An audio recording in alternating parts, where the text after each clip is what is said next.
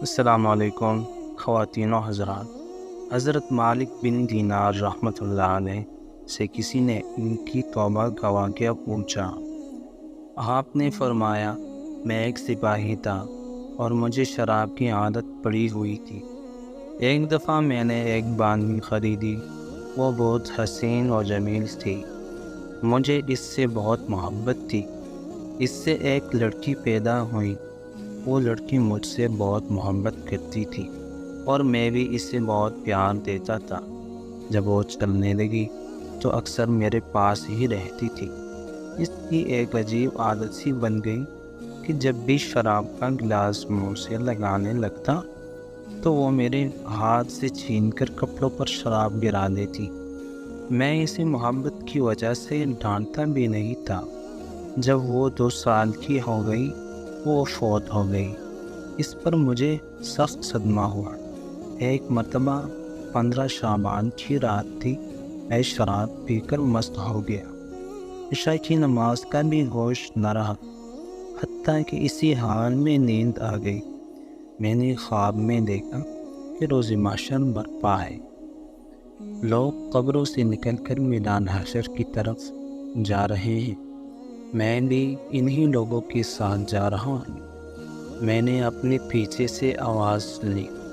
میں نے پیچھے مڑ کر دیکھا تو ایک کالے رنگ کا بڑا اژدہا میرے پیچھے بھاگ رہا تھا۔ میں بہت خوف زدہ ہو کر بھاگ کھڑا ہوا، وہ بھی میرے پیچھے بھاگنے لگا۔ اسی دوران میں نے دیکھا کہ ایک نفیس لباس پہنے ہوئے ایک بوڑھے میاں میرے سامنے ہیں۔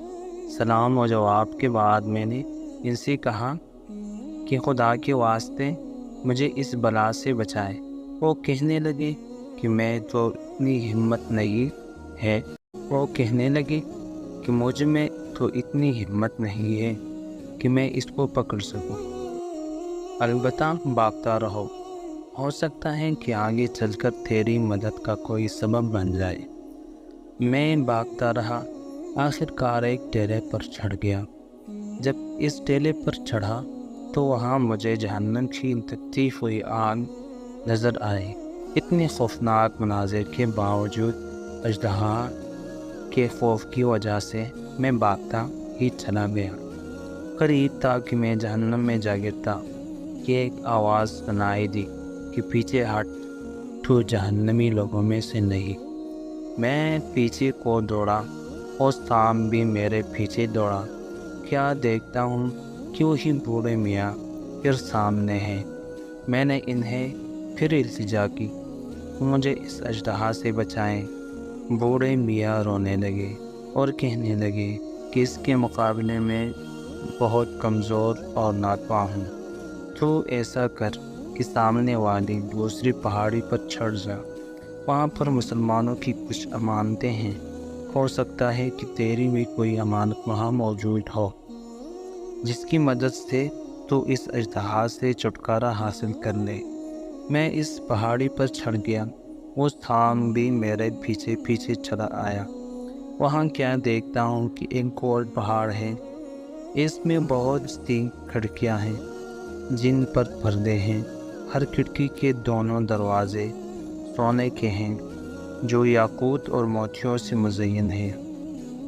جب میں اوپر چڑھا تو فرشتے نے کہا کہ کواڑ کھول کر اپنی پردے اٹھا کر باہر نکل آؤ، شاید تم میں سے کوئی امانت اس مصیبت زدہ شخص کی مدد کر سکے۔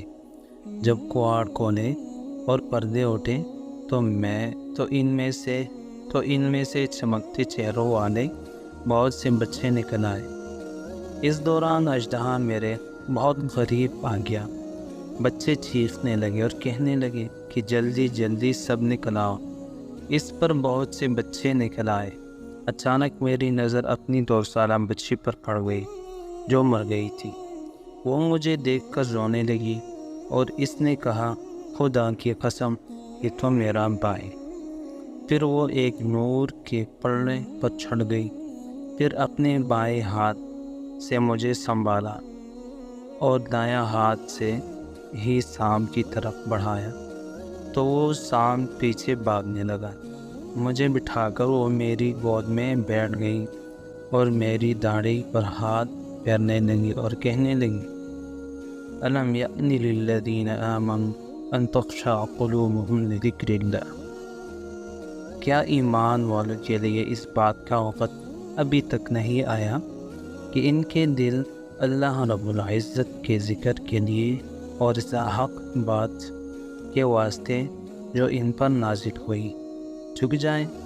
اس کی بات سن کر میں رونے لگا اور پوچھا کہ تم قرآن شریف کو جانتی ہو؟ تو اس نے کہا کہ ہم سب قرآن شریف کو تم سے زیادہ جانتے ہیں۔ جب میں نے اس سے اژدہا کے بارے میں پوچھا تو اس نے بتایا کہ آپ کے گناہ تھے جو آپ کو جہنم میں ڈالنے پر تلے ہوئے تھے۔ پھر میں نے سفید لباس والے بزرگ کے بارے میں پوچھا تو اس نے کہا کہ یہ آپ کی نیکیاں تھیں جو اتنی کمزور ہو گئیں کہ وہ اس سام کا مقابلہ نہ کر سکتی تھی۔ میں نے پوچھا کہ تم اس پہاڑ پر کیا کرتی ہو؟ اس نے بتایا کہ ہم سب مسلمانوں کے بچے ہیں جو قیامت تک یہاں رہیں گے اور اس وقت تک ہم آپ کی سفارش کریں گے۔ اس کے بعد میری آنکھ کھل گئی۔ اٹھنے کے بعد بھی اژدہا کی دہشت مجھ پر سوار تھی۔ میں نے اسی وقت اللہ رب العزت سے اپنے سابقہ گناہوں کی معافی مانگی اور برے کاموں کو چھوڑ کر نیک کام کرنے لگا۔